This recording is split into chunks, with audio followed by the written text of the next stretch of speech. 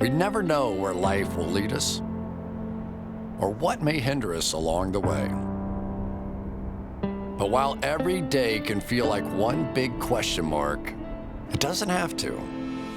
With the right insights, strategies, and solutions from Western and Southern Financial Group, together we can look ahead to leave the unknown behind. What's Pro Football Focus doing? Last week they had Brady. This week they got Brady. We're literally doing it differently from everybody else. As a matter of fact, moving forward from this point on, I will not make reference to PFF. Do you not understand that they are that way because you're Joe Flacco? You just like to discredit things that people deserve credit for. That you can't possibly be expected to defend that. Talk about the game, Sam. So who cares about what people think about us? Yeah, I like football season, all the things that go with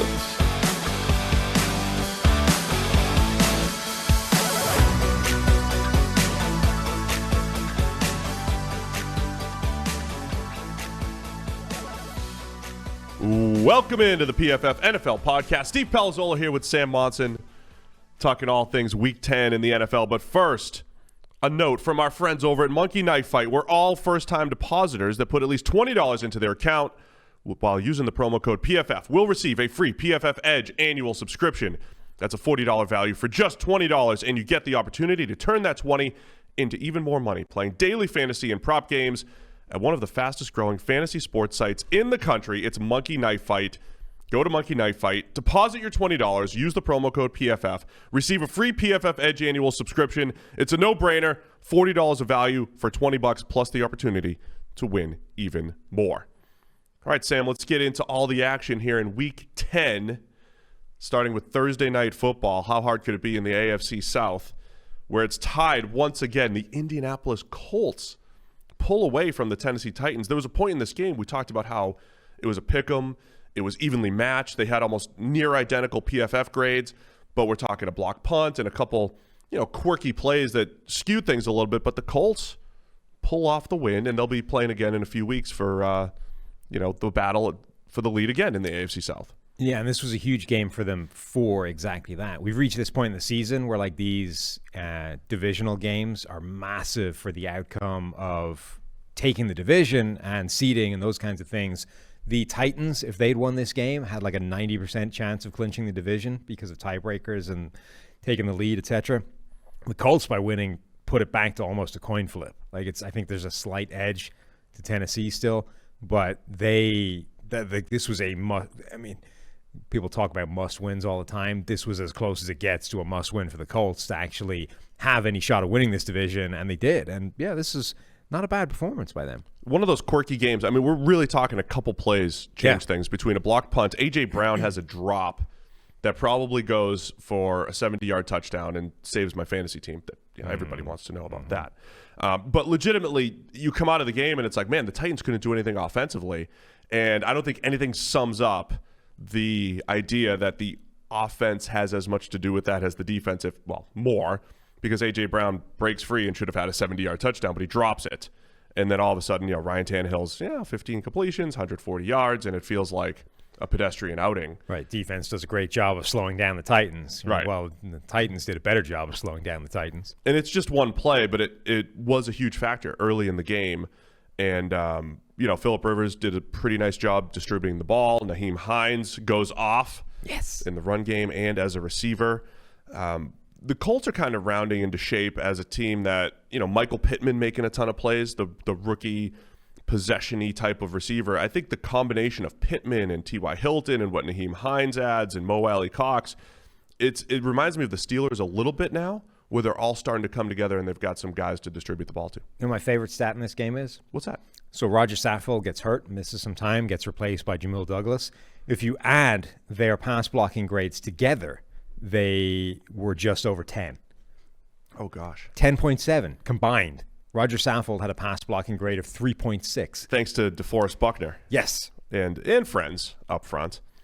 It's the Colts in a nutshell. I'm talking about the receivers and how, it's a bunch of pretty good guys that come together to make a pretty good receiving core. I feel the same way about the Colts pass rush, their defensive line between DeForest Buckner, Denico Autry. Justin Houston's getting old, and he's hitting free agency and all that stuff, but he can still get after the quarterback a little bit. Tyquan Lewis has his moments. Grover Stewart's playing pretty well. It was a really nice performance up front by the Colts, who had an 85.5 pass rush grade as a team. And I think that's the big question for the Titans going forward, since Taylor Lewan went down and the rest of that offensive line has also struggled just a little bit. Yeah, it's starting to creak now, which is a problem when, again, Derrick Henry may be a beast, but Derrick Henry needs some kind of platform to work from, and at the moment he doesn't really have it. Neither does Ryan Tannehill. Isaiah Wilson, their first-round draft pick, hasn't made it onto the field yet between legal issues and just presumably not being very good yet. And they could really use that kind of reinforcement. Ty Sambrailo's actually done okay at left tackle, and he was far from the worst problem on the offensive line. But the point is, Ty Sambrailo is your left tackle, and you have other issues as well. Like the Titans' offensive line is becoming an issue, like a pretty significant one. So yeah, impressive game for the Indianapolis Colts. And again, we'll see these teams in a couple weeks in a rematch. All right, let's get to all of the Sunday action in various order. Let's start with Sunday Night Football. Okay. Baltimore Ravens and the New England Patriots. We said it was one of the games of the week. Now, look, there'll be some times where we were wrong. Okay, we'll get to the Pittsburgh game in a minute, or maybe many minutes. But Sunday Night Football, we said it was one of the games of the week. The Baltimore Ravens at the New England Patriots, a 7-point spread. New England pulls the upset, not only covering, of course, but winning the game as well. Weather was a factor. Yes. And it was kind of fun where the rain, you like weather games, right? Renner hates them? Usually, yeah. Though I took against the weather game for the Browns game because it ruined everything I wanted to say about that game. Right. Generally, I like weather games. It was supposed to be a lot of points in that game. Yeah, you can't. It became torrential in the second half and toward the end, and that's when Baltimore's trying to mount a comeback, and you could barely even honestly, they can't even get a snap off. Those last couple of drives, it genuinely felt like their plan should be to just, the last play of the game thing where you just like set up for craziness. They should have just done that, but with Lamar, right? It's like just drop back and let him weave through everyone the D. Block. Receivers don't even think, like, just block. Don't even try and get open. Just run a guy off or block him. Let Lamar just take off and find, like, literally play sandlot, football and just let him try and beat 6 guys on his way to a 30-yard gain, because you can't like throw and catch in this weather. Yeah, I mean, Chris basically said the same thing at one point. He's like, "Go get him, Lamar." Drop back and.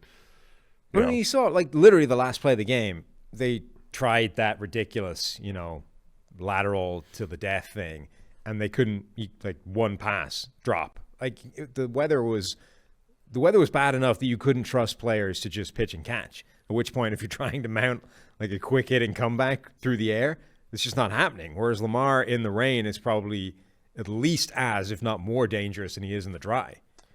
What are your thoughts on the Patriots' performance? I mean, you're talking about a team that I think is certainly limited. All the stuff that we've talked about offensively, they found something in Jacoby Myers, a receiver who can get open. They did, and I thought last night was one of their better games, scheming it up. The first touchdown, they get Rex Burkhead into the flat. I mean, the offense still feels like they're not explosive. They're just not going to put up 30 points week after week, but they're stitching it together. Go for it on 4th and 1s. You've got Cam on the sneak. You've got Cam running the ball. What are your thoughts on the Pats, their game plan, pulling this thing off? So the only thing I don't like about weather games is that I don't know that you can take much from them.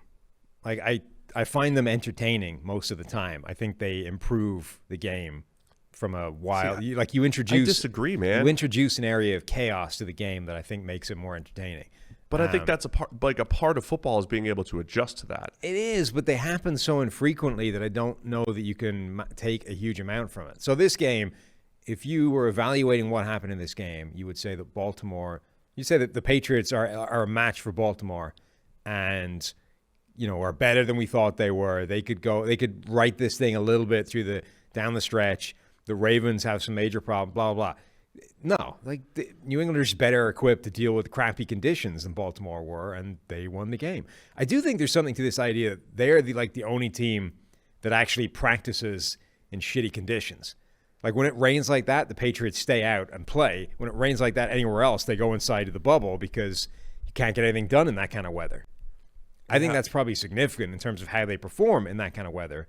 Problem is that only happens like once a season. So I think part of football, though, is to be able to adjust to the weather. Whether or not, that's WEATH, whether or not. The Patriots did a really nice job running the ball. Damian Harris running the ball really well for them. Mm-hmm. You mix in Cam over 10 times in the run game as well.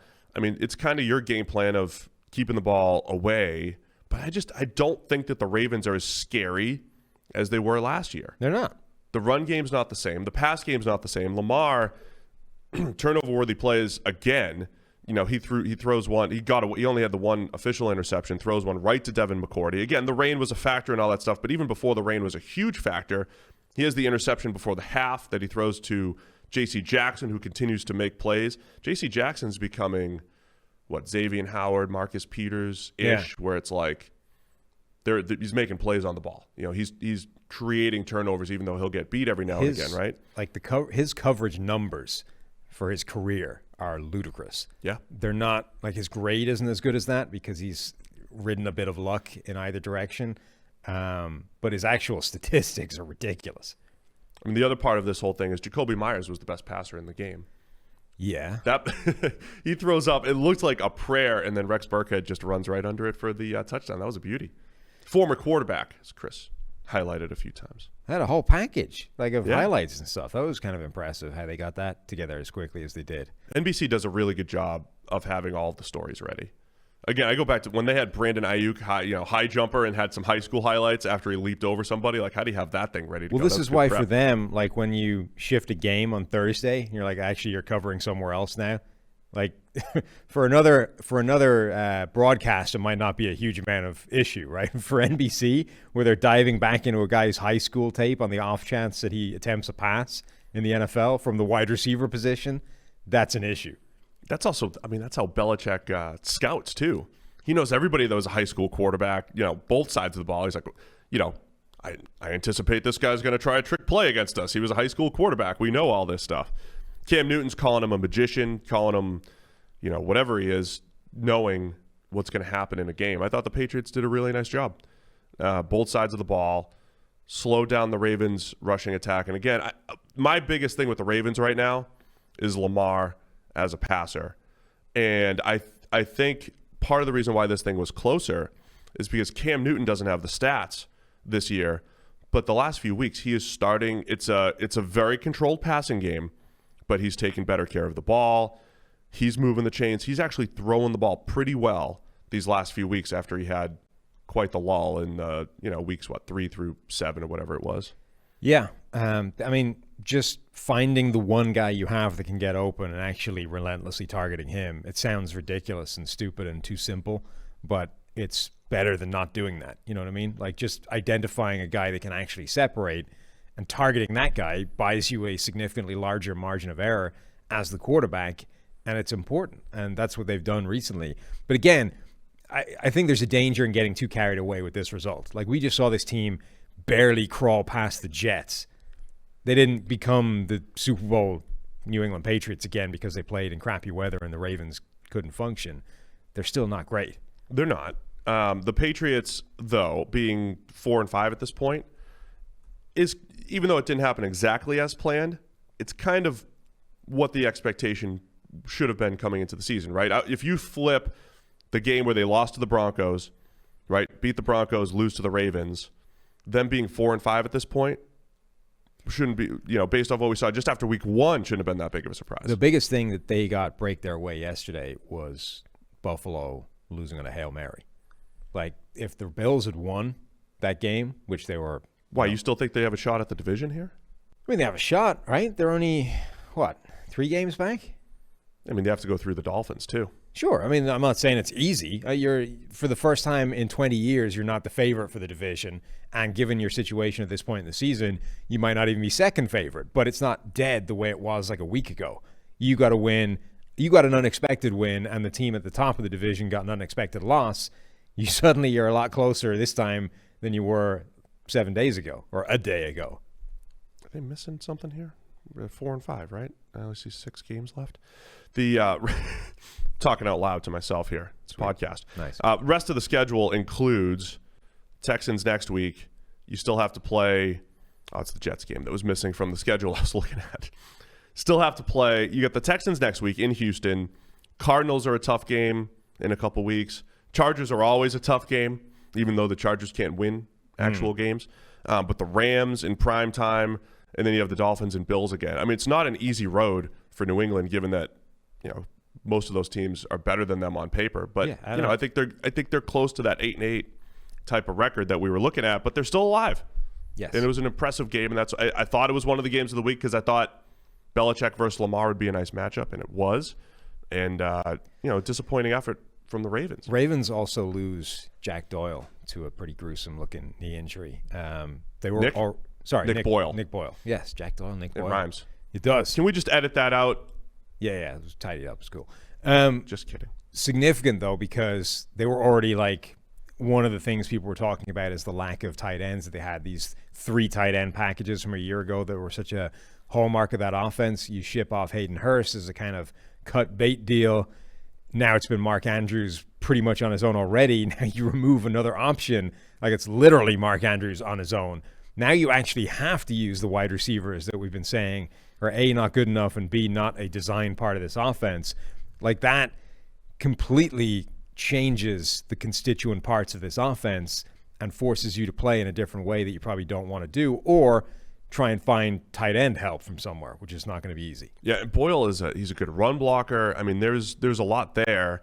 And that is one of the interesting things, I think, when we get to the offseason, the real season, which is the offseason and team building season. Where do they go? Do they go back to this, we want 3 legitimate tight ends out there? Or do they go to receiver and say, look, Marquise Brown, yeah, he's a good deep threat and all that stuff, but it's just not happening trotting your boy Willie Snead out there as a number 2, so to speak. They drafted Duvernay, but they probably need a little bit more firepower outside as well. This offense needs to have the same kind of evolution that we talked about with the Sean McVay system, et cetera. Like Greg Roman. Roman is interesting as well because it's the second time that this has happened. Yeah. The Kaepernick era where it took off. It was so incredible. It was tearing the league to pieces on the back of a really talented roster, and then it didn't kick on. It didn't develop. It didn't change, and everyone else caught up with it. And I think Kaepernick took the blame for that by and large. Kaepernick didn't evolve as a quarterback. Therefore, the offense plateaued and teams figured it out and shut it down. But you could also lay some of the blame at Greg Roman that the system didn't evolve either. And as long as the system isn't going to evolve, inevitably teams are going to catch up to what you're doing and stop it. That's happening again in Baltimore. And again, Lamar might get away with not taking the bulk of the blame because he won MVP, right? So he built up a certain level of credibility that Kaepernick didn't necessarily. So with Kaepernick, it's easy to go, well, he never became good enough for that to happen. With Lamar, it's we saw the guy's an MVP, but your system hasn't evolved and helped him out any, so you're the guy getting the blame. Either way, the point is the system is stagnated, and somebody needs to figure out a next wave of evolution to it. I think it's a good point. It's something to keep an eye on. I think ultimately Baltimore's fate rests in the hands of Lamar, and I've been saying it since week 1. It felt like there was too much on his plate. Even there was a few games earlier in the year where it's the offense isn't really moving the ball, but Lamar had 3 or 4 big-time throws that changed the course of the game, or they happened in the red zone or whatever it was. When you don't have those, it's just inconsistent offense. And I think, weather aside, that came back to bite a little bit. And he's because of what we've been talking about, that Lamar is so intrinsically linked with the offensive system. The whole thing is custom built around him in a way that isn't true with some other young quarterbacks. He's tied to the guy that built the system, right? So Lamar actually, it's him that determines how good this team is going to be going forward, but he needs the guy that built the offense around him to figure out how to build the next phase. All right, let's move on to the Buffalo Bills and the Arizona Cardinals. What a ridiculous finish. Yeah. Both ends. I mean, look, Josh Allen did not play a clean football game. He was trying to throw the ball to Patrick Peterson the entire game. Finally succeeded once, right? Then throws an absolute laser beam early to the right to a perfect spot to Stephon Diggs for what looked like the dramatic game-winning touchdown. Yeah, he almost erased an entire game full of like old Josh Allen, bad decisions, terrible throws, ridiculous plays.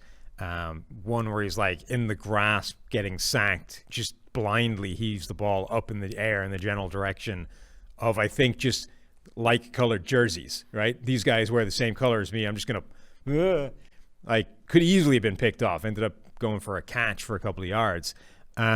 He had like a whole game full of these things, and then almost erased the entire thing with that one, like what looked like a game-winning touchdown to Stephon Diggs in the end zone. Absolutely perfect pass, and then just enough time left on the clock for the Cardinals to execute an absurd Hail Mary. That was some full Josh Allen experience, though, wasn't it? Everything that you said, trying to throw a crosser underneath right to Peterson that gets dropped. I mean, he was trying to throw picks. Then, Josh Allen under pressure is just the best.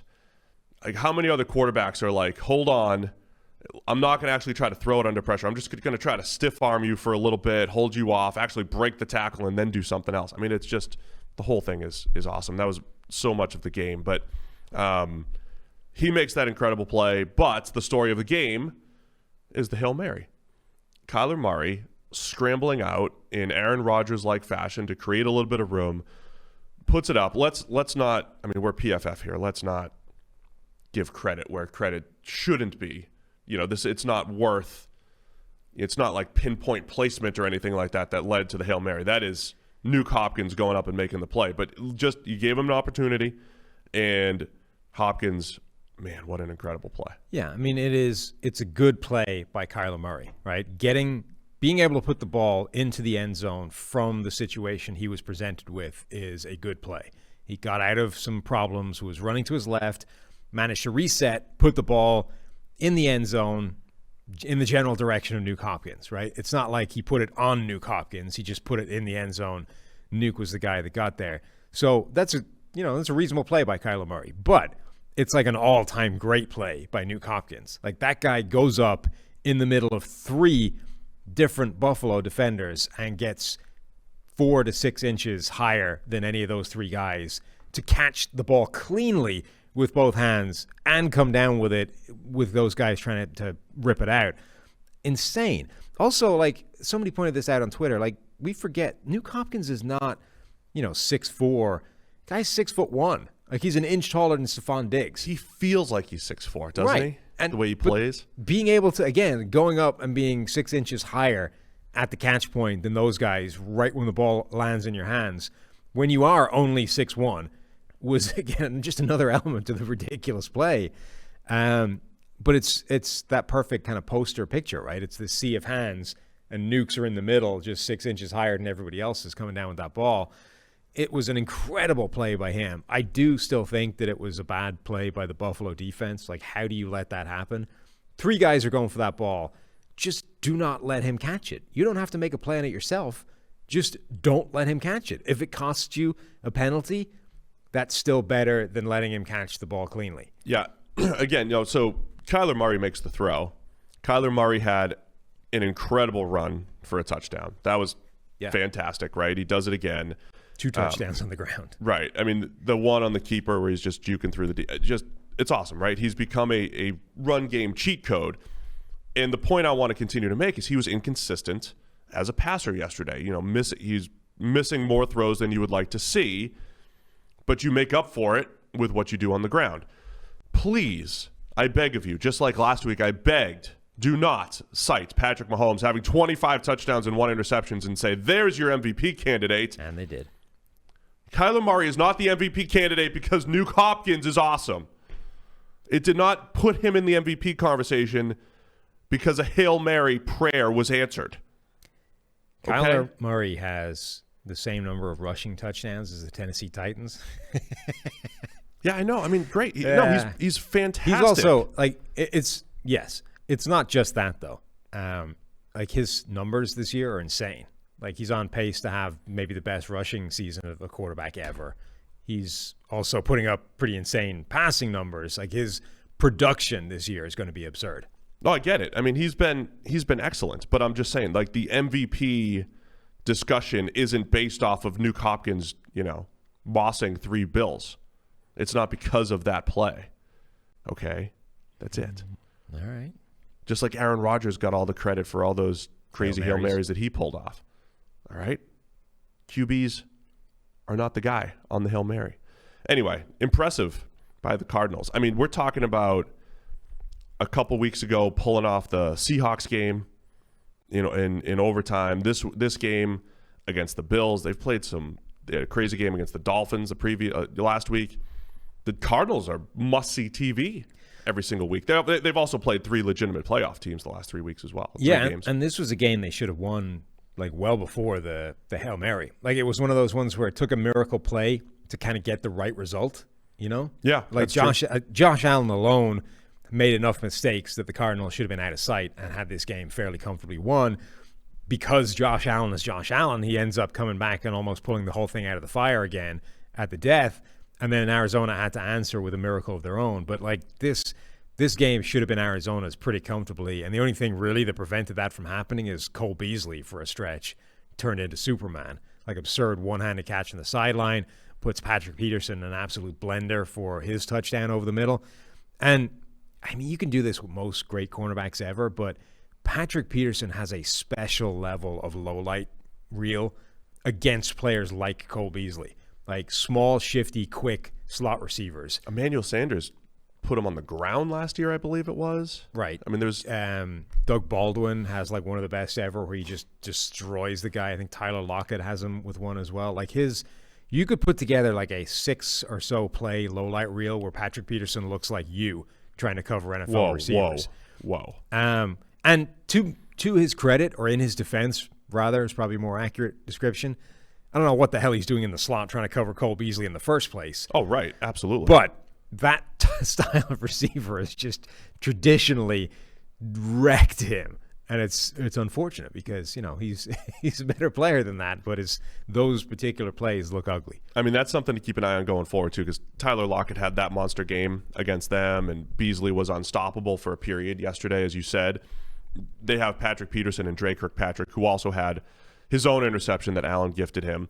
But both of those guys, bigger, longer corners that just don't handle that type of receiver. Byron Murphy's the guy that's left trying to cover them, but they've struggled against those types of receivers, so something to keep an eye on going forward. So, the Dolphins gain a game in the AFC East. We'll talk about them in a minute, but the game of the week, absolutely. The Cardinals pulling it off against the Bills. I think you're right, though. They should have a little bit earlier, but it took the miracle and the full array of Josh Allen in that game. Let's go. Let's stay in the NFC West, Seattle Seahawks and Los Angeles Rams, because we talk MVP race. Boy, have things shifted here. The Seahawks had not run into the Rams yet. The Rams' new look defense, where they're running, every variation of quarters and cover 6. We talked about this on the podcast, where there's going to be 2 high safeties, and they're going to discourage some of the big passes. There's big stories about Jalen Ramsey versus DK Metcalf and not getting the ball to Metcalf in one-on-one situations, which was kind of right. I don't think like Ramsey deserves credit, but the Rams in general do a really good job of making you earn it. And other than pretty much a blown seam route, like a couple little blown coverages for marginal gains, the Rams just do a really good job of thwarting the big plays that Seattle has made a living off this year. Yeah, they do. The most unfortunate thing to come out of this game looks like Andrew Whitworth went down and is done. They were saying the initial exams were it's not an ACL, but it did appear to be a PCL and an MCL, which to me, I mean, Dr. Sam, what you got here? Well, I think Jay Glazer was making that out as like a really optimistic, positive thing. Are Jay's parents doctors? No, I don't think so. To me, that's still curtains to the season, and it's as significant as tearing your ACL. So I'm not sure what the optimism or positivity in that is. And poor old Whitworth, like he's the best graded player on either offense in this game by the point he went down, was having another like all-pro caliber season at left tackle despite being 82 years old and just trucking along. It's just, and it was such a freak injury as well. Just had like a linebacker's swinging legs like fly into him as he's busy minding his own business, blocking his guy out of the play. Just sucks that those injuries happen. Yeah, really, really hate to see it. Rams overall did a nice job in pass protection even after he went down playing Seattle. We'll do that sometimes. The Seahawks are, I think they're in a bit of an identity crisis on defense. They're still trying to figure out how to justify Jamal Adams defensively. And it just felt like play after play, they're sending 5. It looked like every version of, our least favorite coverage, fire zone. We're going to send 5. Fire zone is essentially there's 5 guys rushing, and then there's some combination of there's going to be 3 defenders underneath and then 3 playing 3 deep. And I think overall the NFL does a really good job of exploiting this coverage and finding the holes there. And that's what it felt like down after down. For the Seahawks, they're sending 5, and the Rams are finding the holes. The screen game was really good for the Rams because Seattle just wasn't matching up against it. There's a lot to unpack here, but starting on the defensive side, the Seahawks continue to make life easy for opposing passing attacks. Yeah. And they're banged up as well, so it's not... They are. They're not as bad, I think, as they're currently looking, which is awful. But yeah, they don't have the talent that they should have. The talent that they have got, I'm not sure they're exploiting or they're deploying in the best possible way. They don't have pass rush. There's this tension now between pass rush versus coverage in the NFL generally, and which do you plow all the resources? We created this. It's PFF driven tension. Which do you plow all the resource into from a team building standpoint? But there's also like, where do you focus if you're weak? And the Seahawks seem to be relentlessly trying to manufacture pass rush, right? It's like we're weak at both, but we're going to try and generate pass rush. So they're, adding on all these blitzers, whether it's Jamal Adams, whether it's the linebackers. We talked about Bobby Wagner doing it, but KJ Wright was on the blitz a lot in this game. And it's leaving them more exposed on the back end. Like, you're already bad in coverage. And now you're taking guys out of coverage to try and throw them at the pass rush, in theory, to generate pressure to get the ball out quicker to help your coverage. But in order to do that, you're robbing from the coverage to try and help the coverage, and it's not. It's making it worse. So you're like exaggerating the problem by trying to fix it, whereas really they'd be better off if they just flooded the zones, played 9 at the back, and didn't rush anybody because you're not getting pressure anyway. If you look at Jamal Adams' grades, it's not all on Jamal Adams, but I think it's a part of when you trade for him and you have nobody up front that you trust to get after the quarterback. All right, how are we going to justify Jamal Adams? How are we going to fit him in to our system? And we've talked many times that they're blitzing him over 10 times a game and all that. And yesterday he had the flash plays. He had a strip sack. He had another sack in pursuit. So the pass rush totals are fantastic. They're not all just one-on-one situations, but he gets after the quarterback. He reminds me a little bit, though, of Troy Polamalu that Polamalu is going to make plays all over. He was going to be all over the field, right? He was going to try to play 2 deep from the line of scrimmage. He was going to do all this crazy stuff. But good teams could actually exploit that aggressiveness. They could exploit the fact that you have a strong safety trying to be the best player on the field. I feel like that's a little bit of what's happening with the Seahawks. Jamal Adams feels the need to be a part of every play, and that lack of discipline sometimes gets exploited by good offenses. And you can't maximize Jamal Adams' impact by 10 to 15 pass rushes per game. At some point, he's got to play discipline zone. He's got to play deep zone. He's got to do a little bit of everything, and it's just everything but his pass rush grade is looking good right now, which is difficult for Seattle's defense. How smug do you think Greg Williams is after the last few weeks of Jamal Adams? The shots fired in the offseason. It's like, oh, Jamal's going to get bored playing cover 3 all day in Seattle. And then like the debut, week 1, he was just all over the field, looked amazing, was doing everything. And it was like, I'm not going to get bored being this awesome. And now the last few weeks, it's just been, well, you're getting a bunch of sacks and stuff, but you actually are not playing that well because your defense sucks. Greg's probably just sitting back in New York being like, told you. Grass isn't always greener away from Greg. There's some truth to it. I feel for the Seattle coaching staff, to be honest, because they don't have the front four. The secondary has largely disappointed, plus been hurt. On paper, it was like, well, you've got Quentin Dunbar and you've got Shaquille Griffin. You've got these guys that are at least reasonable to good, and Jamal Adams and all that. And that's they're trying to stitch that together. For the Rams, their defense, though, man, they are doing a really good job, as I said, of avoiding the big plays. Jalen Ramsey has a pretty nice game when he had to lock up with DK Metcalf. Does have a pass interference on your boy Penny Hart down the field. So that was a free 30 yards or so. But Russell Wilson for Seattle, turnover-worthy plays galore the last 2 weeks. The first one, interception in the end zone, man. Throws it back across his body.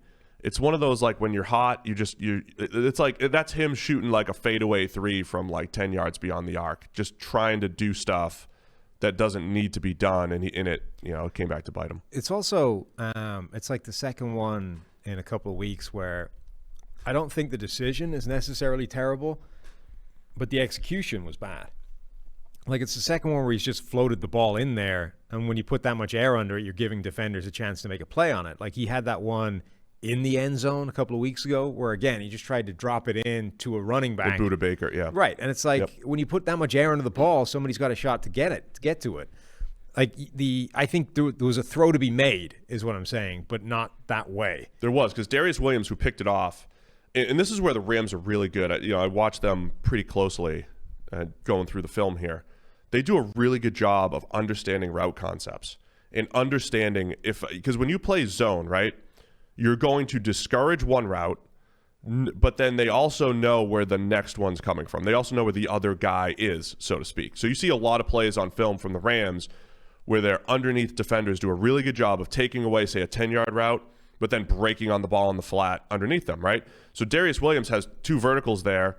They doubled the bigger threat, which was the seam, and especially as soon as Russ rolls to the right, if he's going to throw the ball way back across his body, you have enough time to get there, right? So Darius Williams, who is becoming an absolute playmaker for this Rams defense, breaks on the ball and picks it off. And he had another play later. He tips it away from Lockett. He just played it perfectly.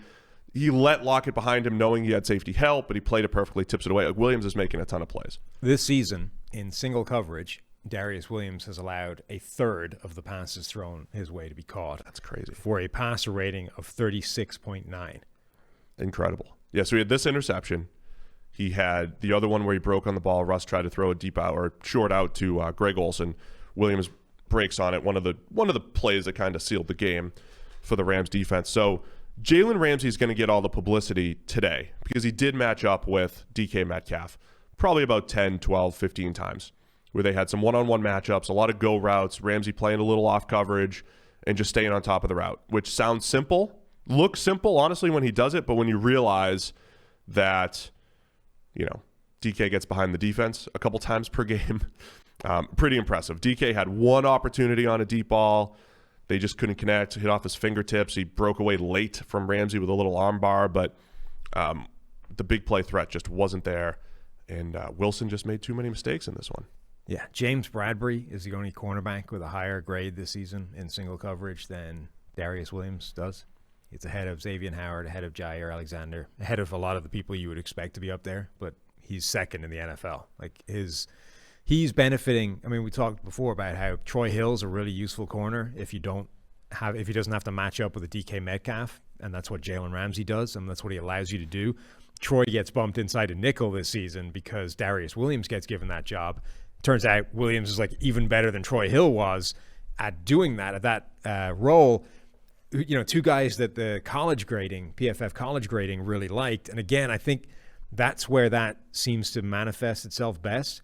It's really good at finding those guys that are good in coverage, might have physical limitations that mean you don't want them matching up with a DK Metcalf or Julio Jones. But if you have the ability to prevent them having to do that, you can find really, really good players with that stuff. Yeah, the Rams have done a nice job with that. And again, schematically, they're just doing a really nice job. They're going to play the Bucs next week on Monday Night Football. I think it's going to be a great matchup. I know the Bucs had last week against the Saints where they were a disaster, but they they have an explosive offense, and them going up against the Rams is going to be another awesome matchup, must-see TV. Russell Wilson, again, one of the worst games we've seen from him over the last couple of years. The other part about the Rams, too, from a coverage shell standpoint, you still have Aaron Donald creating quick pressure. Leonard Floyd got in there pretty quickly a few times. It's the combination of both, which is discouraging deep passes down the field. And then even if they are there, by the way, Aaron Donald's in your lap more often than not. It's going to be interesting. So at some point, who was it? Somebody was saying that the NFC West is like widely regarded as being the toughest division of football this year, right? The NFC West at the moment, it looks really a big part of a product of playing the NFC East. And like the actual good wins on the resumes of these teams are actually pretty few and far between. When the Cardinals, they have to play the Rams twice still. That's going to be kind of interesting because the Cardinals may have the most legitimate outside the division wins, right? They've actually beaten good teams and narrowly lost to one as well. When we saw them beat the Seahawks, like if they beat the Rams as well, or at least split the series with the Rams, like the Cardinals might be the best team in this division by virtue of actually being able to beat good teams, not just the bad teams in the NFL. Yeah, I still think it's a really good. NFC East aside, the fact that the Rams have to play Seattle is a significant part of it. No, it is, but I mean, like this is the Rams' first legit win this year. No, I get it. 4-0 against the NFC East, which still leads that division, by the way, after Week 10. They have who else have they beaten? Like a couple of other teams. This is their first legit non-crappy team win. Yeah, but I think everybody's got something to fear, I think, in that division.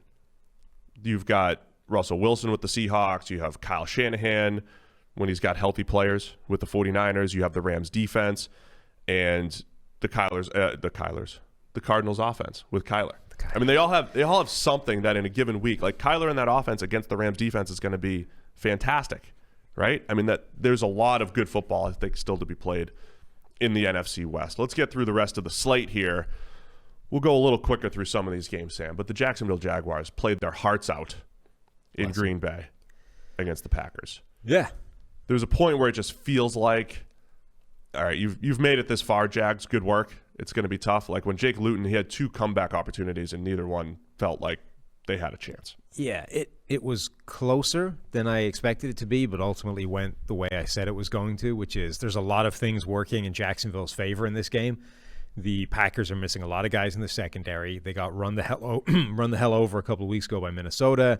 The weather wasn't great. You have a punt return for a touchdown. Yeah, there was a bunch of things working in Jacksonville's favor, but ultimately they're not as good as the Packers, and there's a huge gulf between them in terms of class. So Green Bay should get the win, even if Jacksonville covers. Now, that's ultimately the way it went, but it was a hell of a lot closer than it should have been or that I expected it to be. And it took like a couple of moments of magic from Rodgers, from Devontae Adams, from Valdez-Scantling, and the fact that, Jacksonville's quarterback is Jake Luton to mean that it wasn't able to get it done, get it over the line. No, it wasn't. I mean, they like I said, they hung tough. Aaron Rodgers, there was a point where you keep waiting for the Packers to pull away. In late third quarter, Aaron Rodgers throws an interception, uncharacteristic interception, throws it right to the defense. I mean, the Packers did what they could to kind of keep it close as well. Neither team really passed the ball well or efficiently compared to what they should have.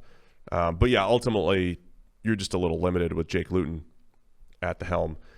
With the Packers, where do we stand on the Packers here? Are they just in that? They're just in that second tier in the NFC. I mean, somebody said this was like the best week possible for Patrick Mahomes' MVP candidacy, and he didn't play this week. Like everybody else that's in the reckoning, except apparently now Kyler Murray, just didn't have a good game. Like Aaron Rodgers had 2 multiple turnover-worthy plays in this game. Yep. That's usually the thing that Rodgers doesn't do. Right? Now, I know he did it against the Bucs, but generally speaking, Rodgers is maybe the most careful quarterback in the NFL in terms of putting the ball in harm's way. Did it multiple times against the Jags defense. Russell Wilson, we just talked about, his MVP candidacy has gone completely off the rails over the last few weeks. Like the Josh Allen hype train ran aground. Like everything is just all these quarterbacks that were in this conversation have just completely fallen off, except Mahomes, who hasn't had a chance to play yet. Let's get Davante Adams in the conversation. His fourth game with at least 10 catches. 9 touchdowns, despite only playing in 7 games. He has been – it's funny because Rodgers did play well when Adams was out. He still played well. But, man, when they are on the field together, even when Rodgers doesn't have his best game, it's like, all right, I still have Davante. And he has been absolutely fantastic. And then Marquez Valdes-Scantling. We talk about drops a lot, as far as grading goes, and it pulls a guy's grade down. This is the reason why you don't overrate drops. Valdes-Scantling has had serious issues catching the ball this year. But I always say, Sam, to you, the hard part is being good at getting open down the field and creating big plays. And this is why you don't bench a guy because he can't catch the ball. Greg Little still has something in him because at some point he's going to stop dropping the ball. No, seriously, though, Valdes-Scantling, he had the 78-yarder or whatever it was. Yeah, it took all season, but he is a nice big play threat complementary to what Davante Adams brings to the table. So it's good to have him out there and not just bench a dude because he can't catch the ball. Yeah, it took all season, but here we are. He's always been that big play threat, though. He is. You got to ignore the drop sometimes. It's just an incompletion. I think that's a lot easier to stomach when you have that secondary threat like an Allen Lazard. So when you got, obviously, Davante Adams is great. The second guy that Rodgers trusts, I think, is still an issue. If Lazard is out there, now you've got 2 guys you're pretty confident in that can move the chains and generally be productive. Now you have a lot more wiggle room to be able to take the chance that Valdes-Scantling is actually going to A, be where he's supposed to, and B, catch the ball when it hits him in the hands. And you can ride the roller coaster to get the big 100-plus yard day for the big plays he can make. I still think there's a huge thing missing when they don't have Lazard out there. But yeah, Valdes-Scantling is a big play threat and always has been. And particularly against the Jags, their coverage unit in the back end is just not great. It was always ripe for, a big play here or there. All right, let's go on to the Washington football team and the Detroit Lions. This was another. Does your analysis apply here? It got to the right outcome, which was the Lions winning, but it took some craziness, a roughing the passer penalty, the Lions driving the field, quote unquote driving the field with 16 seconds left to get their game-winning field goal. Probably. Yards. I mean, this game was won. It was 24-3 or something pretty late in the game. Yeah. And then Washington ended up tying it up twice, only to see, Chase Young with the bad penalty that gave them a shot. What was the winner from? 59? 59, I believe it was, yeah. Big kick to win the game. Aqib Talib on commentary. He was okay. I thought he did well, yeah. He was From what I heard, I caught he was entertaining, that. At least.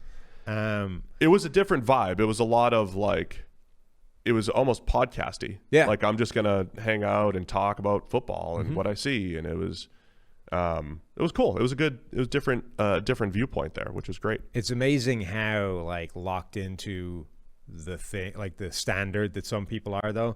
They're this is completely different to generic color commentator number 1 that I'm used to hearing, therefore it's bad. I'm you saw people saying bad? Oh yeah. I mean, I the same way, try to avoid social media, especially. Right. If there's one thing people. that's sure, it's there's a section of people that will hate any announcer / commentator in Chris, the world. Chris is the best at what he does, and he gets that's what I mean, right? Hate. When you look at his mentions, nobody is coming out of this well. You know what I mean? There's a chunk of people that hate everybody out there. I'm sure. In fact, I remember it. There's a bunch of people that hated John Madden by the end of it. Madden with his ridiculous noises and his boom and ugh. Yeah.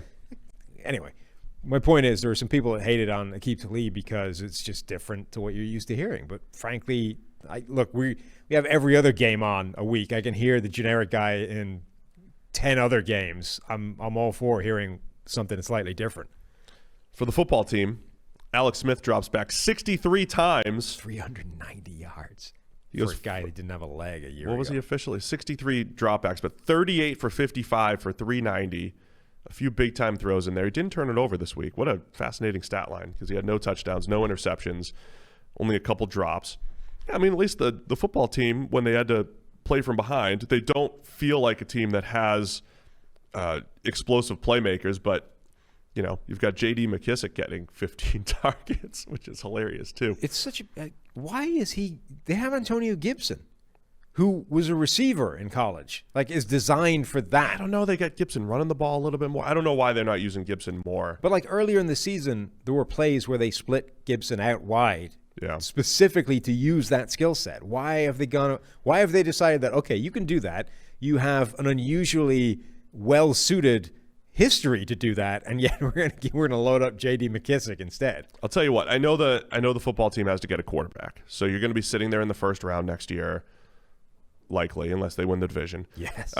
Likely in the top 10, and you're going to want one of those quarterbacks. But it would be very tempting to get, say, like a Jamar Chase, and figure out maybe they go to free agency for the quarterback. But you get a Jamar Chase. I mean, this feels like it's Terry McLaurin. Big play all around. There's wide receiver 1. But if you got a Jamar Chase, who's also a wide receiver 1, now you've got 2 legitimate complementary pieces. Then the actual complementary pieces of Cam Sims and Steven Sims and Antonio Gibson, the guys that are catching J.D. McKissick, the guys who are catching passes, as long as they're options 3, 4, 5, 6, right? And you have a legitimate other receiver besides McLaurin, that would be tempting for the football team next year, even though they need a QB. I don't remember what the exact number is, but I think at the point where Alex Smith went down with the broken leg that almost ended his career, lost his leg, blah, blah, blah, they've won as many games since that point. I did hear that nugget. They were 6-2 when he went down. That's it. They were 6-2, and they have 6 wins since that point. And he's been out for 770 days or whatever it is as a starter. It's kind of amazing. Like, Alex Smith is, I mean, he's not what he was because of the leg thing, but he's still functional. He is. I mean, look, he was the guy. We're not. It's in our contract. We're not allowed to even cite QB wins. I mean, we're not allowed to say that QBs win. You're not allowed to say that in the analytics community. But I do think Alex Smith's uber conservative style. Like, yes, you need to be paired with teams that can win that way, but he won more often than not. There was a certain point in his career where he went from he wasn't good to, he became a reasonable starter with the Niners. Andy Reid fixed him. Well, even before that. Yeah. When he was with the Niners. He became good in like 2011 or so. He was at the start of that like Greg Roman offense that started to figure out how to like use quarterbacks with some athleticism. And he before they put Kaepernick in over him in 2012, he was playing well. Right. I still liked the move. There was a higher upside to Kaepernick and all that. And Andy Reid like fixed him. Yeah, and Reid did a really good job of playing. He played conservative, take care of the football, and they won a lot of games. And then he was doing the same thing with Washington. I don't think he was playing that great, but they were winning games. I don't know. There was always something to Alex Smith's style that lent itself to winning football. He was the ultimate game manager. Like he was the archetype. The guy that doesn't turn over the ball, still has one of the lowest like interception rates in NFL history, and was just functional enough, despite never being aggressive, to like if you have a team around him, you can win games.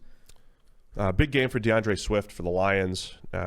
Receiving touchdown, moved the chains through the air, ran the ball pretty well. Matthew Stafford played a much cleaner game. And then Matthew Stafford is, real quick, he's known for these ridiculous fourth quarter comebacks. He's done a really nice job of those throughout his career. He had the Falcons game earlier this year where he did legitimately throw the Lions to victory. This is not the one that you're going to look at and say, great job, Matthew Stafford. Yeah, he had a couple quick completions. But it was really the roughing the passer that put them in position for the game-winning field goal. Though even on the roughing the passer, it felt like that was a ball that could have been tracked and caught by the receiver. Like that actually, I think that pass had a chance and probably should have been got. Like the receiver seemed to lose it in the air and just never tracked it properly. But yeah, agreed. The important thing is, though, he had that game without Kenny Golladay in the lineup. Who at the moment, like this year, Kenny Golladay has been the determiner between whether you're getting good Matthew Stafford or bad Matthew Stafford. Golladay wasn't playing, and yet we had Marvin Jones show up. Like Stafford was good in this game. Yeah, and that when I made my prediction a few weeks ago that my predictions have been hit or miss. Yeah. But that the Lions would get back into the playoff picture, it was dependent on Golladay being around, and you see when all of those pieces are there, they can move the ball pretty efficiently. Let's go to the Tampa Bay Bucks and the Carolina Panthers. 46 points for the Bucks offensively. I'll be honest, it could have been 60. After such a disastrous game against the Saints, I thought the Bucks, all of their stars offensively had over 50 receiving yards. Antonio Brown, Mike Evans, Chris Godwin, Gronk, all had over 50 yards. It took them a week, and it took the Panthers defense. Yeah. But is this what they're envisioning when they have Brady throwing all these weapons? Yeah, I don't think Brady played that well, but they were able to win. This was like his misses left huge plays on the board because he had Antonio Brown deep, he had Mike Evans deep, and he had Gronk open deep. If he just hits one of those, it's another 40 or 50-yard touchdown added to the mix here. He missed all of them. Right. I think so. What was interesting in this game is again, we talked about how the Bucs were outcoached on both sides of the ball, right? So there was a kind of blueprint to beat them. And what I'd sort of forgotten is how close the ties were between Carolina's offense and the Saints' offense, right? Joe Brady, who was with the Saints before his LSU trip, blah, blah, blah. He brought this system. And, of course, Teddy Bridgewater coming from that New Orleans system. So that side of the ball is actually pretty well equipped to do the same thing as the Saints did. The problem was the other side, which isn't nearly as good, or at least nearly as good as the Saints that we saw in that game. And the Bucs reshuffled on the offensive line. Like, Joe Haig is bad enough. They're like, we're not even going to try that second week in a row. So we're gonna start A.Q. Shipley at center. We're going to move Ryan Jensen to guard, and we're going to see how that rolls. That wasn't an awful lot better. Like, they had problems still, which is an issue because Brady is not good under pressure right now, and maybe not for the foreseeable given the ties between him and this offensive system. They made some changes. They seem to have more quick passes involved, more intermediate things, places for Brady to go with the ball, but they're still bad when they get pressure because he doesn't – A, he's reached the age now where pressure is just a bad thing, and B – like, they don't have the outlets for him. So it was there were moments where either Brady was off, where the pressure was off. Like, this game threatened for periods to go the same way as the Saints game, or not the same way, but for Carolina to be able to win this game because of the things that manifested themselves during the New Orleans game. But ultimately, like, the gulf between the two teams talent-wise was just too big. Yeah, it was. I mean, I felt it kind of the other way where it was kind of like the Jaguars hanging with the Packers. It was like the Panthers are hanging with the Bucs, who inevitably are going to pull away, and they did in a big way. I mean, a big part of it, too, is Ronald Jones runs for 98 yards, right? He cuts back, runs past the defense for 98 yards on the 2-yard line. That was essentially the biggest turning point in the game. I think it was only a 3-point game at the time. Did you see Jeremy Chin in that play? I don't remember specifically. So Jeremy Chin's the guy chasing him, right? He's the guy closest to him to make. No, that was yeah. With the diving tackle attempt, doesn't get there. He made up like 5 yards in the first 40, and then like hit a wall and just stopped gaining on him, and ended up like losing it again. Makes the diving tackle attempt. Like, it felt like I don't know, like in a video game, if you have like a sprint stamina bar, his lasts for like a 2-second burst, and then he's out. Or, you know, if you ever red line a car, it hits the rev limiter when you hit the red line, max it, and you constant acceleration until you hit that red line, and then you like stall and back off. That was like, it was bizarre. Like and people were like, well, he just hurdled the guy and he had to run from the goal line. It's like, well, Ronald Jones started behind the goal line as well. Like, that doesn't explain it. You read a lot about what people say throughout the games, huh? I mean, you know, sometimes. It was so bizarre to see a guy like hit that much of a sprint wall so soon into the play. Yeah, between that game, that play, and then Teddy Bridgewater throws an ill-advised pass right to JPP, who this week catches it. Made the catch. Did. The interception. Last week he dropped to the Drew Brees interception opportunity. So things changed a little bit for the Bucs. Honestly, though, I think the story, though, is what the Bucs were able to do offensively.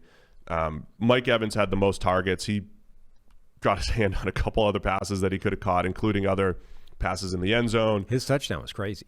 That was a really good. I don't understand how the DB didn't get it out of there. Yeah, like, he had a hand clean through. Not only did he not get it out, he didn't even force him to separate his hands. Like, most of the time when you see a guy catch the ball with both hands and the defender, really strong hands by Evans, right, and the defender gets an arm between those two hands, right? Most of the time he's going to force the guy to separate his hands and carry the ball with one hand. At which point, you know, once you've done that, you at least have a shot of jarring it out of there, right? Right. for some reason, he couldn't even get Evans to separate his hands. Like, he hit the ground, went down, guys wrenching away with it, never took two hands off the ball the whole way down. Yeah, it was an impressive touchdown. I mean, there was 3 other big plays that could have happened there. Other opportunities in the red zone. Gronk actually, poor Jeremy Chin. Gronked Jeremy Chin down the field. He did, yeah. So, look, Jeremy Chin, the rookie do-it-all safety linebacker slot corner, he's doing a lot of things. He's showing a lot of potential. Bad day at the office. But, there are some negative results on a lot of his plays as well. So Teddy this season has been terrible under pressure. Yeah. Under pressure this season, 0 touchdowns, 6 interceptions, a PFF grade of 46. Like, a lot of bad. Yeah, and we talked about Joe Brady being the top play caller coming in. It's a lot, and that's why there's a disconnect, I think, between Teddy's grade and the stats that had been pretty good for the majority of the season. They're doing a good job of scheming it up. He had another screen for a touchdown yesterday. I mean, they're scheming it up pretty well for Carolina, but they didn't have enough against Tampa Bay in this one. Let's go to the NFC East. Okay, should we move the hashtag? How hard can Yeah, that's what I was thinking. Is it time? I think so. Because the Colts, the Colts and the Titans. Look, the AFC South's not great. But it might actually be quite hard. You have a couple teams carrying the way for you here. The NFC East is a joke at the moment. Can we make that official? Somebody, how hard can it be, is now moved to the NFC East. So I got lost down a rabbit hole of like comedy NFC East permutations. You have 30 seconds. So first, the Rams are still leading this division after week 10, and the Rams play in the NFC West. That in and of itself is amazing. Second, I was then wondering, like, all right, the Eagles stumble. We've been assuming the Eagles are going to win this, right? Because they were in pole position, and they're the team that are going to get healthy. They're going to get some players back. So at some point, they're going to put some distance, right? They lose to the Giants. They're still stuck there at 3-5-1. Somebody is going to win this division with 5 wins. This is just fascinating. So they have the like playoff prediction machine things where you can like input games and spit out the results. So I found one of those and I was like, all right, let's just run through the NFC East games remaining. Everybody can win this division still. Dallas can win this division doing nothing but beating NFC East teams. They're like the worst team in the NFL, and they can still win the division. So putting through what I think will happen just from the NFC East results, I think Philadelphia might win this division at 5-10-1. If they don't, I think the Giants will win the division at 5-11. And that's giving them wins over like Cincinnati and stuff. Like, I mean, they might not win those games, but somebody could genuinely win this division with 5 wins. They're going to host a playoff game. If they win that playoff game, the world will like melt down in a big fiery like explosion. The standings are they have 3 teams that have 7 losses here in week 10. The NFC West has 3 teams that are 6-3. But again, you mentioned the NFC West has played the NFC East all the time. And the Eagles, still sit in first place at 3-5-1, despite the loss here to the Giants. I want to give credit to Daniel Jones. Well, Daniel Jones running like crazy, making some throws. Turns into Walter Payton, apparently, when he plays the Eagles. But let's also congratulate Daniel Jones for beating a non-Washington football team. Yeah, second win of his career. 2-17. That was his first win since his first start. Yes, against a team that isn't Washington. Correct. That's quite impressive. They ran like QB power plays, like Cam Newton plays for Daniel Jones against Philadelphia's defensive front. More than one. Like the first one, they got a touchdown off it. They ran it again later and got a touchdown off it as well, and it got negated for a holding call.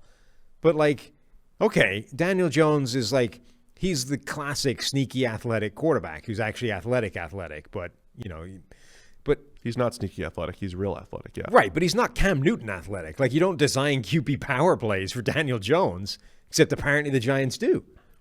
Yeah.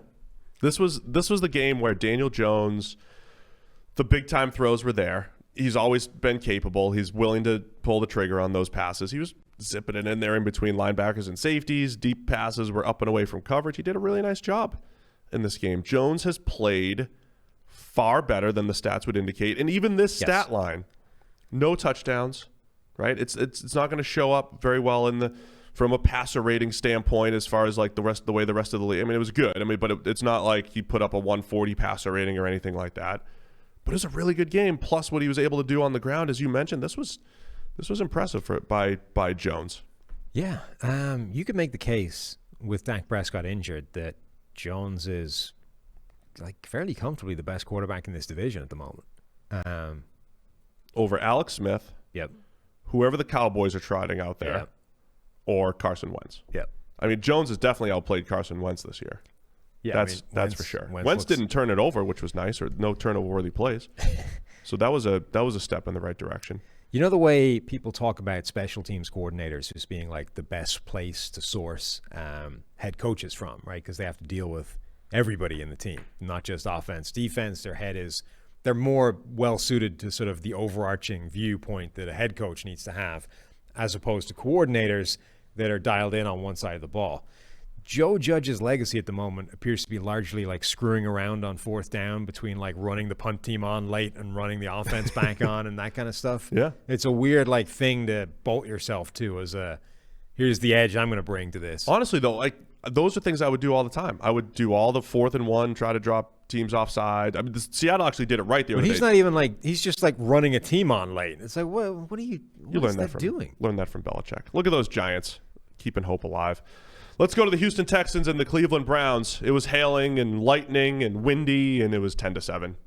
Yeah. Should have been 17-7. But Nick Chubb cost a lot of people money, or I like to think, Sam, he won a lot of people money. All right, don't be mad at Nick Chubb. Just as many people who are mad at Nick Chubb are happy with Nick Chubb, facing him in fantasy, betting against the Browns. I'm just saying, somewhere out there, there's a guy that both had money and a fantasy team riding on Nick Chubb's touchdown. Instead, he steps out the 1 yard line after busting through the whole defense. I would like to see that guy and see how he's dealing with that at the moment. Browns rushing attack, man. I don't really understand how this. I know that the weather was bad, right? I still don't really get how this game was so low scoring. And the funny thing is, it wasn't the weather that was causing it. It was actually good defense from both sides. Weirdly. I'm not quite sure how that happened, but like at one point there was a play where Myles Garrett runs down Deshaun Watson in the open field, which is one of the more absurd things you're going to see. Like Deshaun Watson's one of the most athletic quarterbacks in the NFL. Myles Garrett's like 275 pounds and ran him down. That was pretty absurd. But like these are two of the worst defenses in the NFL, and they both played well. Yeah, I mean, I think a lot of it is the conservatism on both sides, running the ball a ton, playing the weather game. On paper, it should have been not both secondary, with the Texans secondary especially having a chance to get torched. And then the Browns secondary trying to hang tough against a really good Texans passing attack. But it became an old school 10-7 battle, which was really 17-7. And the old 1-2 punch of Nick Chubb, Kareem Hunt, looking pretty good. Yeah, I mean, this was why even if the bad weather was there, I didn't expect this to be a low-scoring game because Houston shouldn't have been able to stop that running game. And for big periods, it didn't look like they were, and yet the game was one of those things where, like, there's always a weird play here and there that just stops it being, like, a productive scoring drive, even when the ball was being moved. Most importantly, though, Wyatt Teller made his return. The return. He was – look, the grades finalized yet for this game? Because I'm seeing a high one. I'm seeing a 96. For Wyatt Teller, as at this very moment right here, little inside baseball, it's still in there. Yeah, he for good. now. He good. Wyatt Teller, Jack Conklin, the highest graded offensive players for the Browns. Wyatt Teller, Jack Conklin, Joel Bitonio, Jedrick Wills. Those are all offensive linemen, guys. They are. That's all of their centers. So let's give them the proper credit as Kareem Hunt and Nick Chubb are accumulating those stats. The Browns offensive line. Yeah. Dominating a Texans bad defensive front. That is the key there, though. From a run game perspective, I mean, the Texans are bad at everything. But from a run game perspective, the Texans have nobody to stop the run. All the more reason there should have been more points in this game, but weren't. So look at Cleveland. You said you don't want to glean anything from the weather games, but here's Cleveland playing in them every week. So every week? They played the Raiders a couple weeks ago in the same thing. Couple of weeks ago. They scored 6 points. 2 they've had. So you gotta win in those games, and sometimes you need the run game. You need those big offensive linemen doing the work for you. Texans play the Patriots next week, and they're favored as of now at home. Let's go to the battle of the rookie quarterbacks, Los Angeles Chargers and the Miami Dolphins. Tua is better than Herbert. It's all confirmed based off of this game. Yeah. This was like, Tua coming off a really good game a week ago. Justin Herbert coming off an absurd run of great games. That's like the battle between these two to look amazing and to finally prove one team right or other. Neither guy was really that good in this game. Like, Herbert finally kind of came back down to earth, and it's probably not coincidental that he did that against the Brian Flores defense that actually looks legit. Like, Flores is doing an insanely good job right now. I was going to say he's been proved right with the Tua thing, and he probably has been, even if like Tua's game yesterday wasn't the most resounding endorsement of that. But the defense, more importantly, is like flying. Like, it's looking like a Bill Belichick defense, which is the greatest compliment I think you can pay it. Yeah, I mean, after a couple, they gave up some deep passes last week against the Cardinals, which we talked about, but we're still talking about the top cornerback duo of Xavier Howard and Byron Jones. The way they've built that team, having Howard, a playmaker who did make one again yesterday, had the interception of Justin Herbert, having Byron Jones on the other side, who was targeted 7 times. Both guys gave up about 4 catches.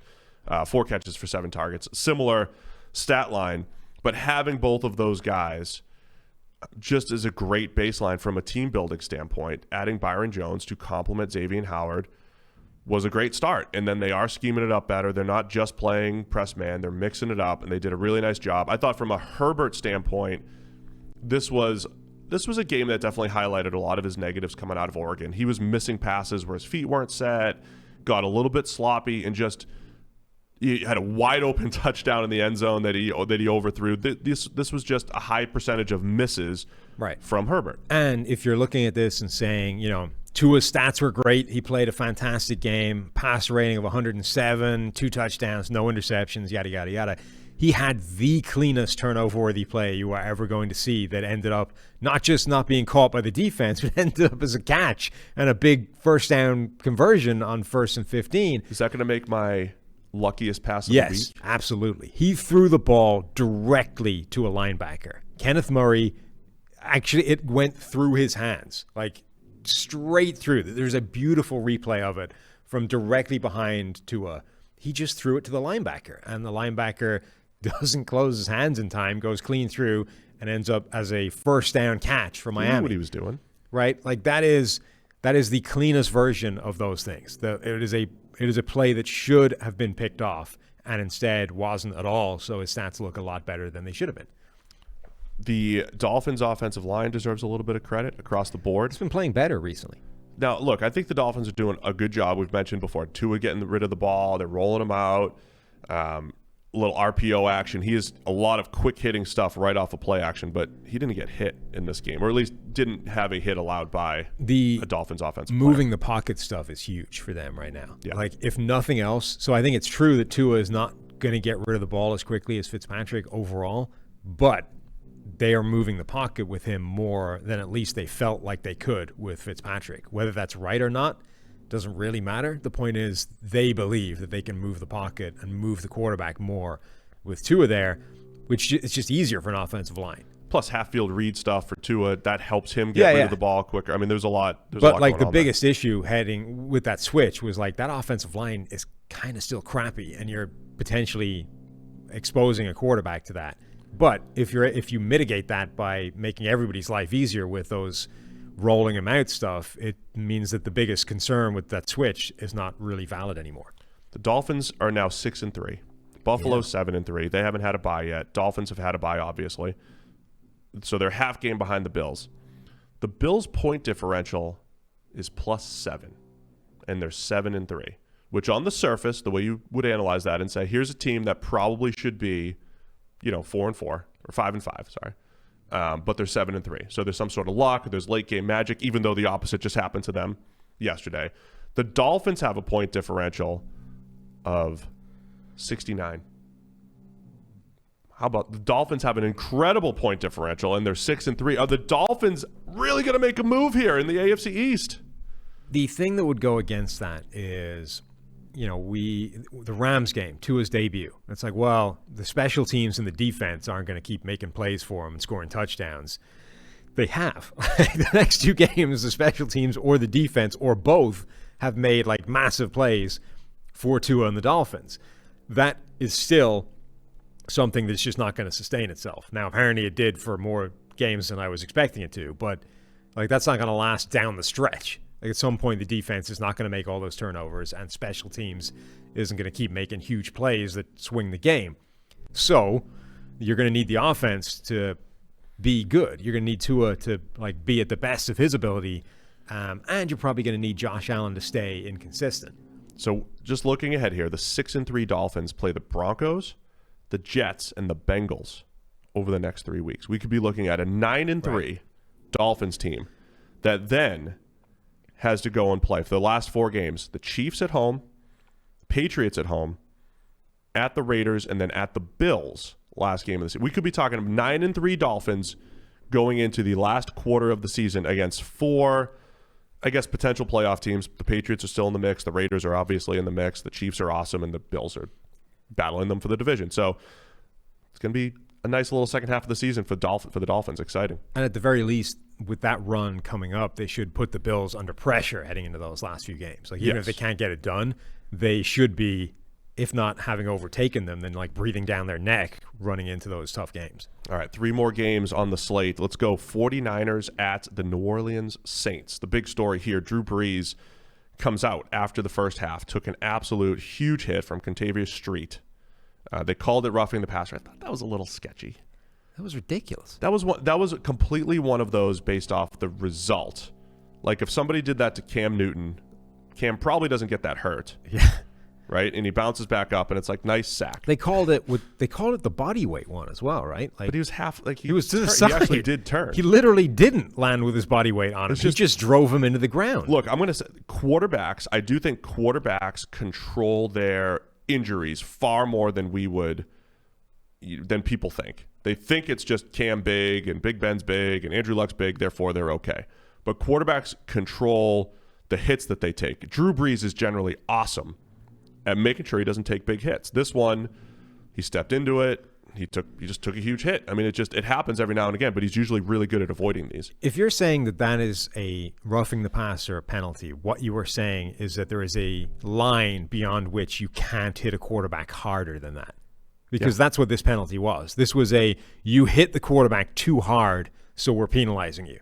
Like, he didn't land on him with his body weight, just factually did not do that. So that is not a reason for calling that penalty. Didn't hit him in the helmet. He just got him and drove him into the ground from the side. And that injured him, which is unfortunate. But that's kind of, it's a risk of the game, right? So if you're penalizing the guy for that, you are saying that you cannot hit the quarterback that hard. That's what we're flagging you for. Pretty much. The grades in this game for the quarterbacks are fascinating. They're all bad across the board.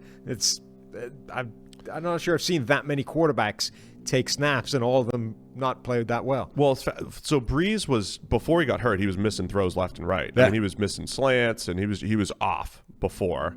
And then again, you've got a long Kamara, reception that kind of bails out the numbers, and then he drops the snap and throws it to a wide open Kamara for his touchdown. So Brees' stats were fine, but throwing the ball, he was not great. Jameis, we'll see what happens with if Tamus has to take over at quarterback. That's Taysom and Jameis, by the way. Okay. Jameis has that long release. I mean, everything he does is just slower than Brees, right? So when you talk about Teddy Bridgewater taking over the Saints offense, it's like, okay, stylistically, at least they're the same. They're not going to throw the ball down the field a ton. They're going to make quick decisions, get rid of the ball, quick release, short and intermediate pass game. Jameis is quite literally the opposite of all of that, right? I want to hang in there as long as possible, throw the ball down the field. Even the open stuff that's underneath, I'm not going to get it there as quickly for catch and run opportunities. Crazy small sample size, but do you know the difference in time to throw between the two players in this game? Oh, what was it? 0.7 of a second, which sounds like nothing, right? But 0.7 of a second is an epoch in terms of average time to throw for a quarterback. Drew Brees averaged basically 2 seconds, which is absurdly fast. And Jameis is at 2.7, which would take you to basically all the way at the other end of the scale. Like 2.7 is effectively the slowest of the non-mobile quarterbacks in terms of time to throw. Yeah. It's a completely different world. Yeah, it's a totally different thing. This game was interesting at the beginning because you have the Nick Mullins-led San Francisco 49ers, and it goes back to the Tin Cup game. When there's such a lopsided game, you need a million things to go right for the Niners. A lot of things were going right. The Saints only ran 3 plays in the first quarter, so the Niners were playing this perfectly, right? Control the ball. Every time they need it, 3rd and 3, convert. 3rd and 1, convert. 3rd and 2, convert. They were just holding the ball left and right, scheming it up, doing a really nice job of controlling the football. But then they're muffing punts and just turning it over. They're just that part is bad. Big kickoff returns by the Saints. So from a 49ers perspective, you go into this like, all right, we're the massive underdogs against the Saints, coming off a huge dominating outing against the Bucs. The Niners needed everything to go right, and a lot of stuff did offensively, and then it just came crashing down, and then the Saints defense just kind of took over and said, okay, no more of this. They played well. And the 49ers might have had a shot in this game if they hadn't kept screwing up punts. Yeah. Like they essentially turned the ball over twice on special teams, which when you're already when you're dealing with Nick Mullins as your quarterback and you're already down to bare bones, it was going to be a challenge anyway against a team that's looking like a Super Bowl contender all of a sudden. And you can't then give that team 2 more shots because you screw up special teams transitions. That's just, it's literally the difference in this game. So it was like a 14-point loss, right? Oh yeah, it was absolutely the difference. C.J. Beathard, he even came in for a pass, but you're right. All the grades are orange and red. Taysom had the best passing grade, going 0 for 1 with a 60, and yet there's no way that he starts. Actually, 0 for 0 if they need him. If they need the backup quarterback to start, the backup is Jameis. The same way the backup was Teddy when it happened last year. It's Tamus. But I think what you're going to see is a lot more on 3rd and 2s. You're going to see a lot more Taysom Hill. On 1st and 10, you're going to see Taysom Hill, running QB power and counter and all that stuff. What the hell is with this Taysom Hill thing? I don't understand it. Last week it worked. What is it? What is it? He played football and he made good plays against the Bucs. But why do they keep talking about him as this genuine quarterback, a long-term feature who can be he isn't. He's not the starter. He won't be the starter. He will never be the starter. Oh, I can't wait to see what happens this offseason. If, it seems like Drew's going to be done at the end of the year. We'll see how he finishes. There is zero chance that Taysom Hill is the starting quarterback in 2021. None. No, I think the Saints, do they go for someone like a Phillip Rivers for a year, try to keep him from retirement? Do they go reclamation project with a Sam Darnold? Do they feel good? They might get a read on what Jameis can do in this offense in the next couple of weeks. We don't know. As of recording time, we don't have any reports on Drew Brees. So the report for Brees is that multiple ribs, not just one rib. Yeah. Multiple ribs. He called it accumulation of things. Yeah. Right? Because remember, he got hit a few times in the Bears game, but leading up to the Bucs game, he got put on the injury report for his shoulder. He's 41. This is and the just thing, a lot right? of that stuff This accumulates. is part of the problem of aging. It's not even this is the Brett Favre side of the aging thing, right? At some point, you just become more brittle as you get old. So things break easier, and when they break, they don't get put back together quick enough. Well, coming into the season, even before Drew Brees was getting crushed, we said, should he take 4 or 5 games off? Should they go load management and say, okay, we have to get the reason for having Jameis is to get by for a few games. Yeah. And their best shot of winning a Super Bowl is probably with Drew Brees rather than Jameis Winston. And getting Drew Brees healthy for week 15, 16, 17, mostly for the playoffs. Regardless of what the x-rays say or what the prognosis is, do we just say, Drew, take a month off? I'll see you in December. I'll see you in mid-December. I'm not sure.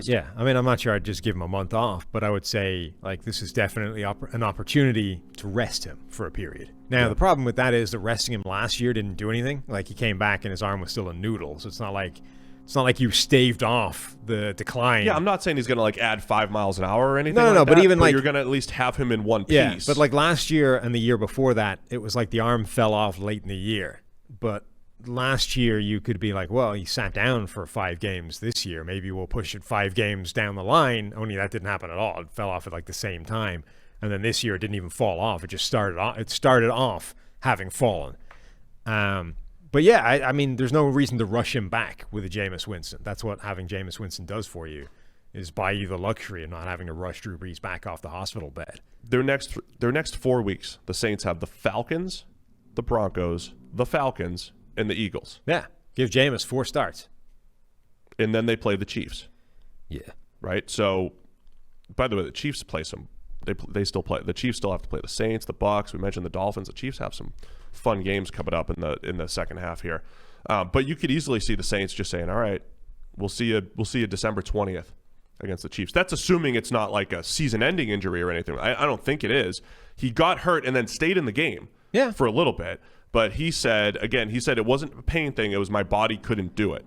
Right. He couldn't throw the ball apparently. So it is likely and if it's ribs, significant. If there's ribs, there's basically nothing he could have done that would keep him out for like the rest of the year. I mean, even if he snapped a rib in half, like it'd heal in a month. He's good. He's fine. Doctor's got it. Okay, I'm on the case.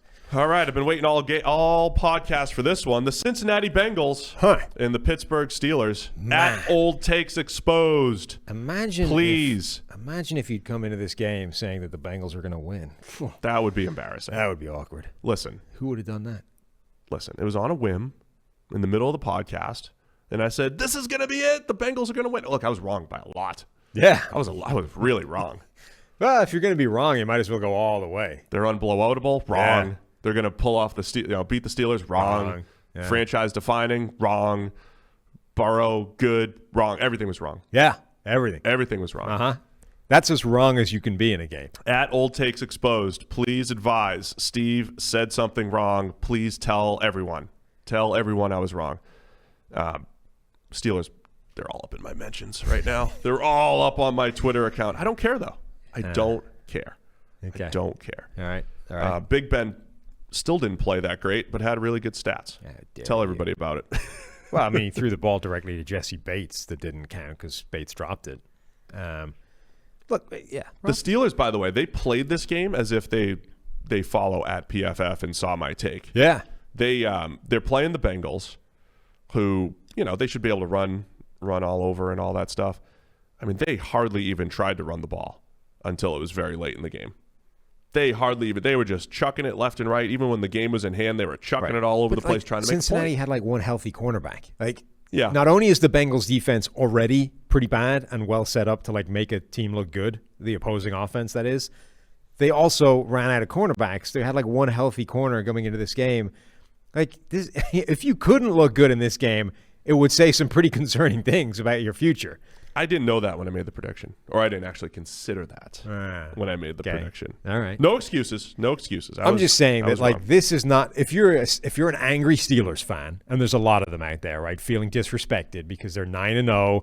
Ben Roethlisberger's numbers are fantastic. You're the 4th best team in the NFL. And just feel people good about are saying that the Chiefs are better, right? There's a lot of pissed off Steelers fans out there. If you're that guy, this is not the game to come crowing into everybody's mentions off the back of, because you faced a bad Bengals team that made Baker Mayfield look like Superman, and they were down to like one healthy cornerback.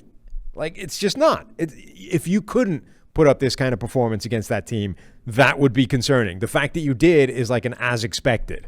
It's not an achievement. And once again, Big Ben, not an MVP candidate. Oh, no. He's not in the MVP race. You know what else he isn't? He's not in the comeback player of the year conversation either. No, Alex Smith's got that. Yeah, and if he isn't, Jason Verrett's got that. Like, Big Ben is way down that list.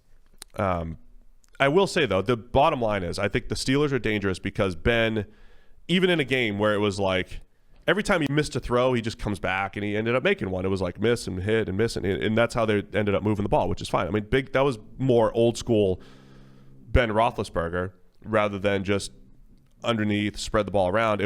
He made a lot of plays. Now, he did throw one right to Jesse Bates, and he did have some dangerous stuff in there as well. But this is as aggressive as he's been this season. That's what. So this is my take on the Steelers before is like let's not claim that Big Ben has somehow carried them this year it has been an overall team effort. You should appreciate that, Steelers But fans. again, that's probably easier when you have no corners to deal with. Of course it is against the Bengals. But my point is, the last couple of weeks, Big Ben made a ton of plays against the Cowboys last week. In this game, it was uneven, but he's capable of being aggressive. I mentioned this in the interview with Mina. He's capable. And when you have these various receivers, I think it makes them dangerous. When you have Juju and Deontay Johnson and Chase Claypool, James Washington, Eric Ebron, and an aggressive Big Ben, it makes them pretty dangerous. Look, that's why they're undefeated. Yeah, it is. And they have a real shot of going undefeated, right? Ben Roethlisberger essentially changes this. Ben Roethlisberger, over the quarterback situation that they had last year of Duck and Mason Rudolph, is the difference between essentially a 500 team and a team that has a real shot to go undefeated. They face Baltimore again, which will be a challenge. They face Buffalo, which will be a challenge, and the Colts, which will be a challenge, right? I guess the Browns, maybe we'll see how they work out. The Bengals, again, they should stomp them based off what just happened. And Washington and the Jags. Did we date? I never said when the upset was going Stop to happen. it. It could happen anytime. So they have a shot of going undefeated. But even if they don't, if they lose one or two games, like Roethlisberger is the difference between going 500 and having maybe the best record in the NFL. The question, though, is what happens in the playoffs in January in the AFC Championship game when they face the Chiefs? And the Chiefs will have Patrick Mahomes out there dealing. What will you have? Because if they have Ben Roethlisberger playing the way he's currently been playing, I'm not sure that's good enough. That's my only point in all of this. It's not that he's bad. It's not that he's even not good. It's that you're going to be measured. It's like the New Orleans conversation we've been having, right? You are being graded on a curve of it's Super Bowl or bust. The Steelers are being graded on you have to get past the Chiefs. Can you do that? And if Roethlisberger doesn't step up from where he's been most of the season, I don't know if they can. Yeah, I mean, I think the aggressiveness is there if needed. And that's how I viewed it. It's like don't attribute credit to Ben looking back just because the Steelers won all these games, because he wasn't the biggest reason for it. It was everything around him. He played fine, but he's not playing like a top 10 quarterback. Is he capable of playing top 10 caliber quarterback? Yes. And again, he's not an MVP candidate because he's got 22 picks and 22 touchdowns and 4 picks. Based off these 26 plays, my quarterback is MVP. No, that's not the case. Have you seen Joe Burrow's stats under pressure from that game? No, I haven't. Please enlighten. 13 attempts, 0 completions. Oh gosh. Now, to be fair, 3 of them were dropped, but I can't remember a time when a quarterback has had that many snaps under pressure and completed nothing. Get it to the Twitter. Get it to PFF Twitter. All right, let's wrap it up. AFC West, the Las Vegas Raiders destroy the Denver Broncos. This was the game. So we fight with fans of quarterbacks all the time. If your team has a good record and you have a quarterback that's putting up decent stats and we don't have a perfect grade on him, we butt heads. That's what happens. Let me point you to this game where Derek Carr did not have good stats, but right now, our highest graded passing quarterback of the week to highlight the PFF system. This was the opposite of what we had seen earlier this year. Derek Carr made some good throws that did not show up in the stat sheet. Deep ball dropped and just other passes that he made that were really good. So he played better than the stats would indicate. Nelson Aguilar went back to being Nelson Aguilar. Dropped touchdown for Aguilar. So Carr his grade was much better than his stats would show. Josh Jacobs was fantastic. Josh Jacobs looked a little bit like Alvin Kamara in this one. Like, I know he runs the same way every week, but Kamara has that ability to just never take the straight hit, right? Yeah. And have that just bendability and dudes bouncing off you type of stuff. Jacobs felt like he had a little more of that in this one. Yeah, Jacobs might be a better runner, ball carrier than I gave him credit for coming out. But what's interesting to me is they still haven't really tapped into what I think he can do as a receiver as much as they should. I agree. And that I think is there. Like, he actually might have Kamara-like skill set in terms of what he can do as a receiving back. And they haven't really tapped into that at all yet. Like, if they do at some point down the line, like, we could be talking about him as the next Alvin Kamara. Yeah, and when you look at the receiving, I know they let him down yesterday, but the receiving weapons, even if they don't catch the ball, the fear instilled in defenses by a Henry Ruggs, having Darren Waller, having a Hunter Renfrow, Aguilar, Brian Edwards. I mean, they have a good, solid group, and you throw Josh Jacobs into that group as a receiver, they're dangerous. What'd you see from Drew Lock? A lot of bad. General theme of throwing the ball to Las Vegas players. Not good. I mean, it was poor. Drew Lock, it's reaching the point where, I know he doesn't have the best situation in the world, right? Denver's offensive line isn't great, but he is murdering the rookie season of Jerry Jeudy.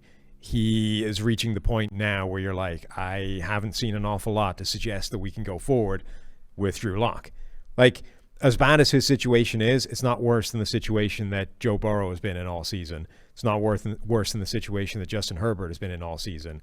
It's probably not worse than the situation that Tua has been in for a few weeks. All of those guys have probably shown more than Drew Lock has already. I would disagree on Tua, but maybe Tua, but the other two certainly have. Like, you're just running out of time at this point. Like, Drew Lock has to show something pretty quickly. And not even like the high-end stuff, just the not throwing the ball to linebackers stuff. Yeah, it was bad. 5 turnover-worthy plays. I mean, red zone interceptions and just, wow. It was bad. So, yeah, I mean, Drew Lock hasn't had that many good games in his career. That's the bottom line. They won games down the stretch last year despite him, and let's not be too quick to declare the franchise quarterback deal. So, good job, Raiders. Their schedule has gotten easier. And, you know, they had a bear of a schedule in the first half of the season. They survived, and here they are making a second half push. Raiders going to do any kind of damage? Their secondary had been so bad, and it's one of those, like, when Drew Lock keeps throwing you the ball, it's going to look a little bit better, but can you do it now? You got to do it against the Chiefs again next week. Falcons have a pretty good passing attack at home in a couple weeks. You get the Colts a few weeks later, Chargers, Dolphins. It's not an easy schedule by any means, but the Raiders are right in the thick of it. Yeah, and they're definitely a better team than we gave them credit for heading into the season. And in particular, I think Henry Ruggs and that deep ball has transformed that offense, even if it didn't come off this week. And Derek Carr is a better quarterback because of it. And he hasn't even become that much more aggressive. It's just that it's been more successful overall. But the point is that was what was missing. It's not even that it is that the deep ball was lacking in previous years, but the volume wasn't as important as actually connecting on some of these. And that's what's happened this year is they've connected on a lot more of them.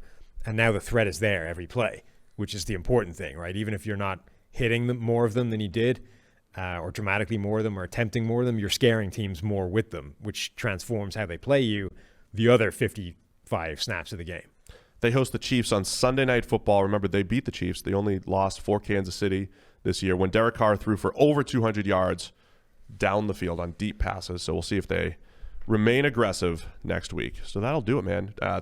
Monday Night Football, still have Bears and Vikings. Battle of the Michigan State quarterbacks. Kirk Cousins beat out Nick Foles at Michigan State and forced Foles to transfer to Arizona.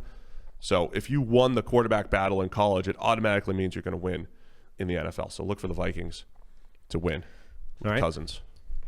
We've got full analysis on that game on the preview podcast. Go back and check it out if you feel so inclined. That'll do it for us. Week 10 review is in the books. We'll be back on Thursday talking all things Week 11 in the NFL. Thanks to everybody for tuning in. See you Thursday. Thanks for watching the PFF YouTube channel. And if you want to subscribe, all you have to do is push the button. Don't forget everything you get. A little fantasy, push the button. A little green line for the gambling aspects of the game, push the button. College football, push the button. The YouTube channel from PFF.